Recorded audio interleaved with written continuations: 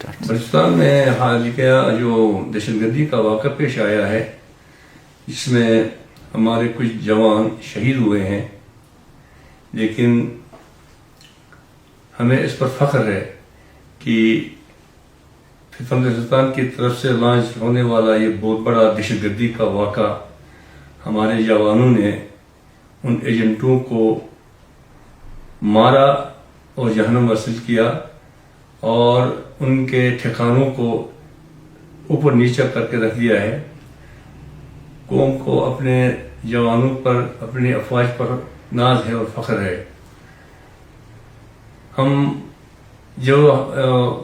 جوان شہید ہوئے ہیں ان کے پس منظر سے ہماری دلی ہمدردی ہے، اور